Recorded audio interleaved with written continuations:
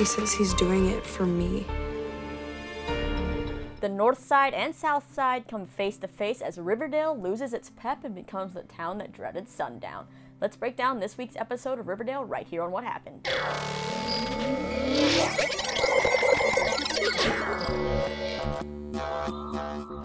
What's up, you lovely people? Lisa here, and welcome back to another edition of my TV recap show. Now, you know when a storm comes a-brewing in a show like this, trouble is on the way, and this episode is full of trouble, including a rumble between the Serpents and Archie's Red Circle, Betty trying to decipher a note from the Black Hood, and much, much more, so let's just get this recap started. The episode begins with Jughead digging into research on famous serial killers, including the Zodiac, which many of you have commented about the comparisons, Axeman, and Phantom Killer, among which he now ranks the Black Hood.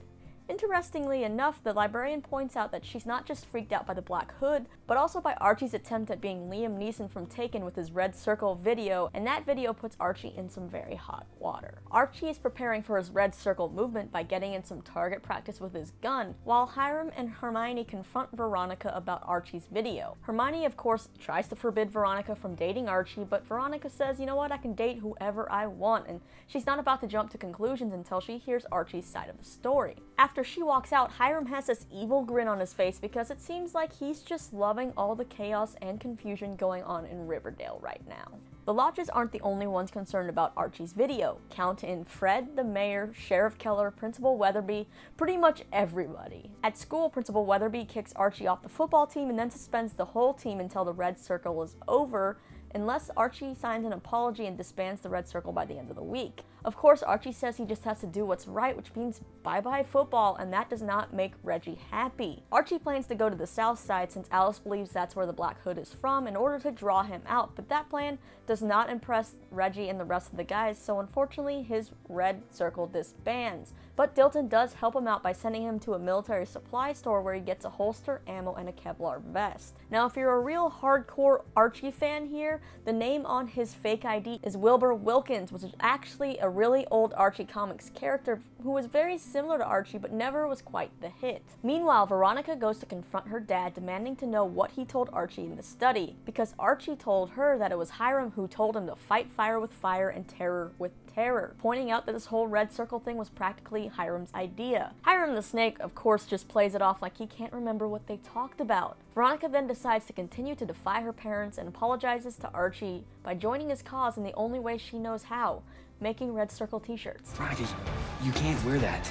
Are you saying I'm not rocking this scoop necklace? No. And the shirts aren't just for her. She has the vixens, including Cheryl, passing them out to everyone. Archie then takes his quest to the mean streets of the South Side and starts spray painting red circles on various buildings, and almost gets in a fight with Sweet Pea and some of the Serpents, but he saves himself by pulling out his gun. But that in fact gets him in even more trouble because the next day Sheriff Keller and Principal Weatherby search his locker for that gun, but they don't find it. Instead, they find a Black Hood, which is actually the Black Hood Reggie used to scare him. Fred is pissed by Archie's behavior and the fact that he's now barred from school property. Archie's quest for justice is just turning him into one scary dude, so much so that Fred says Archie is scarier to him right now than the Black Hood. Hermione and her bitchy self decide to give Veronica a lesson in loyalty, which we know that is one thing Hermione does know about. She tells Veronica that while loyalty is noble and honorable, blind loyalty is a stupid and dangerous thing, and she hopes that isn't the case with Archie and Veronica. Well, in this one instance, Hermione might be right because Veronica is pretty blindly following Archie's plan. He calls her and asks her to go to the school and retrieve something for him, which ends up being his gun, and Veronica now realizes just how blindly she was following Archie and demands to know the truth. Archie says he just wants the Black Hood dead and he wants to be the one to do it, pretty much no matter what the consequences are. Unfortunately for him, he's gonna have to find another way to do it because Veronica has thrown his gun into Sweetwater River. Reggie and the rest of the Red Circle guys then come over in order to rejoin Archie's fight, but before they can do that, let's get ready to rumble!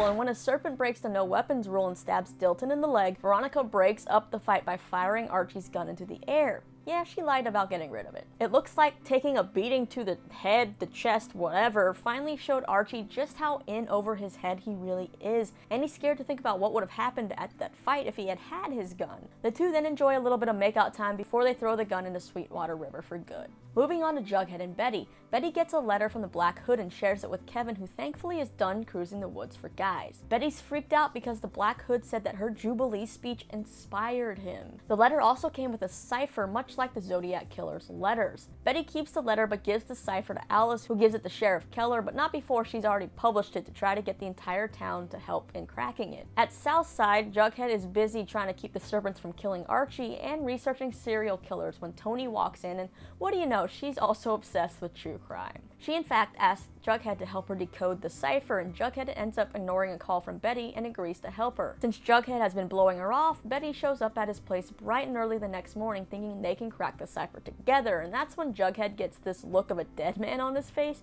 as he has to tell her he already started to solve it with Tony for the Red and Black. Betty responds saying it's fine, so they all work together, and they include Kevin in this. Their detective session is of course not without a few tense moments between Tony and Betty, complete with the perfect Kevin responses. Betty says she thinks she's seen some of the symbols before, but she can't place them, so Tony jokes with her by saying, "Loosen your ponytail," although the tone of Tony's voice just does not sound like a joke. Betty's ponytail is iconic and beyond reproach. Kev, it's fine. Betty plays it off though and says anything that might help and actually lets her hair down. They then start to discuss the Black Hood's motives, which brings up the South Side versus North Side debate, which just sets Tony off, and she's surprised that they haven't already said that the Black Hood is a serpent. Betty points out that she actually doesn't hate the serpents, but that's when Tony reveals that Jughead lies to Betty about sitting with the serpents at school, to which Jughead defends it by saying it's just for reasons of survival. Now before moving on, I just have to take a quick moment for these Kevin lines. I'm looking for doubles, double L, 4-letter words like kill. That's morbid. Okay, I can walk you home. Or you can walk me home. When Jughead comes to bring Betty some of the notebooks she left at his place, he pulls out the letter from the Black Hood. Betty says she didn't share the letter because she's scared she'd be blamed for everything, and not by the town, but by Archie. When Jughead calls her a mix between Nancy Drew and the girl with the dragon tattoo, it sets off a light bulb for Betty because she remembers that the letter said she is the only one who could solve this cipher. So they go to the library and find a Nancy Drew secret code activity book that Betty used to check out all the time as a kid. They solve the cipher, which says, "I will strike next to where it all began," which sends the two of them straight to the town hall because of her Jubilee speech. The mayor's town hall meeting isn't going that well, as Alice is of course trying to blame everything on the South Side. She even wants to get Southside High closed so they can use that money for more deputies. Isn't Alice actually from the South Side? Isn't that something that FP pointed out? Like, she has a dark past she's trying to hide, so when is more of that going to come into the light? Anyway, for every Alice there is a Fred, and he stands up saying that Alice is just making the town divided and the South Side isn't the issue. And of course, Alice strikes back, accusing him of always turning the other cheek, but Fred says they have to be united, otherwise fear takes over, and they start demonizing each other, and that's when they're dead. While Fred is talking, Hermione and Hiram are a few rows in front, scheming about something, as Hermione says that she told Hiram Fred would be a problem. But Hiram says that since the town loves Fred, maybe it could work in their favor. So what on earth are you two devils up to? Betty and Jughead then bust in to break up the party, but there's no sign of the Black Hood. So back at the Cooper house, Betty finally shows everyone the letter, but then at the end of the episode, Betty kind of gets a Drew Barrymore scream moment as she gets a call from an unknown number. And I'm pretty sure no one's actually surprised that it is the Black Hood. That cliffhanger wraps up this episode, and I'm still not really sure how I feel about this season so far. Don't get me wrong, I love this show, and the season's Black Hood seems interesting, but I feel like they're really kind of dragging it out, but yet too much is also going on at the same time, if that even makes sense. You know, we have the mystery of the Black Hood, we have Alice's vendetta against the South Side, FP still sitting in jail, we'll eventually have the return of Betty's secret brother, there's Cheryl and all her family drama, and of course, Hiram and Hermione's schemes. Also, these first 4 episodes, they've really been lacking in the Cheryl department. As far as theories about the Black Hood after this episode, Betty was the only one who could solve the cipher, which means that the Black Hood seems like it has to be someone close to Betty. And I guess that throws back into play what a lot of you have been saying, Hal Cooper, her dad. I'm still not fully convinced that Hal fits the body profile since he is a bit shorter and stockier, and I don't know if his eyes are the right color, but he would definitely know what books Betty would have checked out as a child.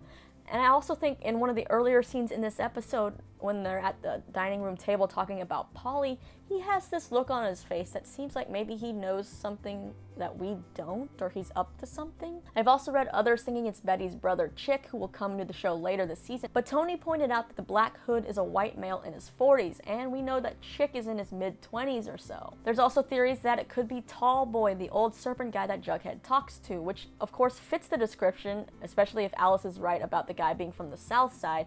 But what on earth would he know about Betty? How would he know what books she read as a child? That actually goes for the Chick Cooper theory too, since he hasn't been around as far as we know. So who else is close enough to Betty? It's definitely someone at the Jubilee, but then again, the whole town was there, so that doesn't help. When it comes to Hiram and Hermione, I'm still not quite sure what they're up to, but I feel like they're using all the chaos in Riverdale, thanks to the Black Hood, to distract the town from whatever wrongdoings they're actually up to. All this thinking though is making my brain hurt, so let's just watch the promo for next week. The face under the hood. Would I recognize it? The Black Hood called you. Yes. I want to stand with you guys. Are you joining the Serpents? I don't like sharing you with other people. Cut them out of your life. Or I will. My way. Please don't hurt her. This Black Hood guy is definitely obsessed with Betty, so Jughead better watch his back. And we're also finally getting some more of Cheryl in the next episode, but it looks like maybe she could be a victim of the Black Hood, because we see someone with like a dark hoodie on their arms throwing her on the bed, and she looks pretty passed out. Let me know all your new theories about this Black Hood in the comments, as well as what you think Hiram and Hermione are up to. What storyline in the show that hasn't been touched on in a while do you want to see more of? I know I'm curious about FP telling Jughead to stay away from that lawyer, as well as the Blossom drama. After that, if you like Stranger Things, I did recaps on each of those episodes, which you can see right over here. As always, thanks for letting me ramble about Riverdale, and I'll see you real soon.